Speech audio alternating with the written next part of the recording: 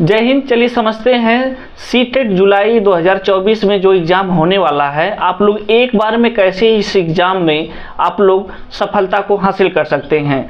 तो चलिए सबसे पहले मैं बात करूंगा कि सिलेबस अगर हम लोग कंप्लीट करें तो सिलेबस में क्या है। सिलेबस में सीडीपी है 30 नंबर की, एसएसटी है 60 नंबर की, और लैंग्वेज फर्स्ट है यह भी 30 नंबर का, और लैंग्वेज सेकंड है वह भी 30 नंबर का।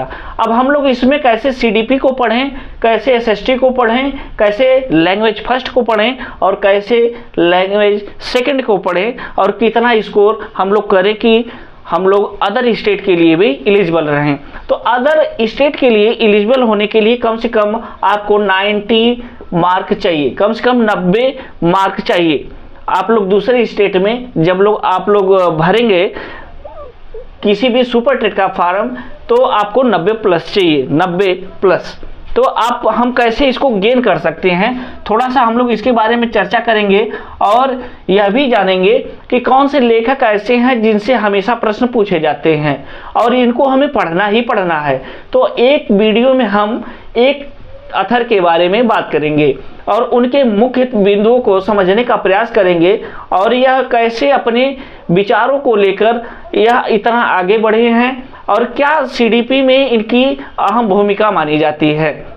तो चलिए सबसे पहले समझते हैं एक विज्ञान जो अभी जल्दी में जो प्रश्न देखने को मिला है, जीन पियाजे के सिद्धांत से प्रश्न देखने को मिला है। लेव वाइगोत्स्की के जो प्रश्न पत्रों से अभी जल्दी से जल्दी मिला है, और कोहल वर्ग के जितने भी सिद्धांत हैं इनको कैसे हम लोग अपने सीडीपी के माध्यम से हम लोग समझेंगे। और चलिए समझते हैं एक एक अथर के बारे में, एक एक पॉइंट को समझेंगे और एक वीडियो में एक अथर को समझा जाएगा कि कैसे इस अथर ने अपनी अहम भूमिका निभाई है सीडीपी में। तो वही सबसे पहले अगर मैं बात करूं तो जीन पियाजे की मैं बात करता हूं। जीन पियाजे का नाम अगर सीडीपी में देखा जाए तो बहुत ही ब्रॉड है। सीडीपी में जीन पियाजे जी का नाम बहुत ही ब्रॉड है और इनके जो सिद्धांत दिए गए हैं आज इनके बारे में थोड़ा सा चर्चा की जाएगी, जीन पियाजे जी के बारे में। तो जीन पियाजे का थोड़ा सा जो महत्वपूर्ण अभी तक हम लोगों को देखने को मिला है सिद्धांत, वह कुछ बिंदुओं पे हम लोग फोकस करेंगे। हम लोग देखेंगे कि यह बिंदुएं कैसे जीन पियाजे जी को थोड़ा सा अपग्रेड करती हैं। जैसे जीन पियाजे को विकासात्मक मनोविज्ञान का जनक कहा जाता है या पिता कहा जाता है, विकासात्मक मनोविज्ञान का जनक कहा जाता है। यह पहली पॉइंट है। दूसरी पॉइंट है जीन पियाजे का जन्म 1886 ईस्वी में स्विट्जरलैंड में हुआ था। यह इनकी बेसिक जानकारी है। और तीसरा है जीन पियाजे एक बेहतर दार्शनिक व साइकोलॉजिस्ट हैं। इतना हुआ। और चौथी अगर मैं पॉइंट के बारे में बात करूं तो जीन पियाजे का सबसे महत्वपूर्ण योगदान संज्ञानात्मक विकास के सिद्धांत को माना जाता है। अभी तक यह सबसे ज़्यादा, अभी मैं बात करूं अभी इसके कैसे प्रश्न पूछे जाते हैं इसके बारे में भी चर्चा करता हूं। और अगली जो पॉइंट है वह पियाजे ने सर्वप्रथम the language of thought of the child पुस्तक 1930 ईस्वी में लिखी थी। अब चलिए समझते हैं कि इससे प्रश्न कैसे पूछे जाते हैं।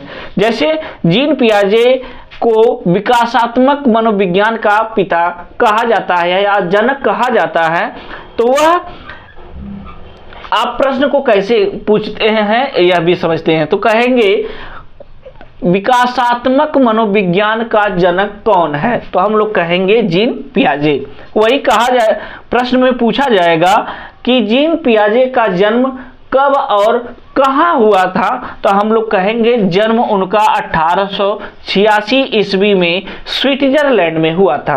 वहीं पे अगला जब प्रश्न पूछा जा सकता है जीन पियाजे को क्या माना जाता है, तो हम लोग कहेंगे वह एक दार्शनिक और साइकोलॉजिस्ट थे। तो अगर उसमें दार्शनिक दिया रहेगा तो हम लोग दार्शनिक के ऊपर क्लिक करेंगे, या जो फिलॉसफी या साइकोलॉजिस्ट के ऊपर दिया रहेगा तो साइकोलॉजिस्ट को क्लिक करेंगे या टिक करेंगे। तो यह रहा। तो इस प्रकार से प्रश्न पूछे जाते हैं, और जीन पियाजे का ये सबसे ज़्यादा महत्वपूर्ण जो सिद्धांत इन्होंने दिया है वह संज्ञानात्मक विकास का सिद्धांत दिया है, और इनकी पुस्तक का नाम है the language of thought of the child. यह 1923 ईस्वी में, यह इनका बहुत ही फेमस कहा जाए तो बहुत ही प्रसिद्ध ही, इतने जो पॉइंट हैं यह भी बहुत ज़्यादा प्रसिद्ध हैं। तो यह आप स्क्रीनशॉट ले लीजिए। अब संज्ञानात्मक विकास की कितनी अवस्थाएं होती हैं अभी पूछा जाता है प्रश्न में। तो संज्ञानात्मक विकास की 4 अवस्थाएं होती हैं। कितनी अवस्थाएं होती हैं? 4 अवस्थाएं होती हैं। पहली अवस्था होती है संवेदी गावक अवस्था, दूसरी अवस्था होती है पूर्व संक्रियात्मक अवस्था, तीसरी अवस्था होती है मूर्त संक्रियात्मक अवस्था, और चौथी अवस्था होती है औपचारिक संक्रियात्मक अवस्था या अमूर्त अवस्था। अब अगर मैं बात करूं कि संवेदी गावक अवस्था जो होती है वह 0 से 2 वर्ष तक की अवस्था मानी जाती है या बतलाई जाती है। वहीं पूर्व संक्रियात्मक अवस्था जो होती है यह 2 वर्ष से 7 वर्ष तक मानी जाती है, और वहीं मूर्त संक्रियात्मक अवस्था जो होती है यह 7 वर्ष से 11 वर्ष की अवस्था होती है। तो वहीं अगर मैं बात करूं कि औपचारिक जो चौथी अवस्था होती है वह औपचारिक संक्रियात्मक अवस्था होती है, जिसे अमूर्त अवस्था भी कहा जाता है, और यह अवस्था 11 वर्ष से अधिक होती है। कभी कभी यह 15 वर्ष भी मानी जाती है या 18 वर्ष तक की मानी जाती है।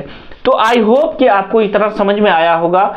मिलते हैं अगली वीडियो में और अगले ऑथर के साथ, अगले लेखक के साथ कि इन्होंने अभी तक CDP में क्या इनकी अहम भूमिका होती है, मिली है या होती है, इसको समझने का प्रयास करेंगे।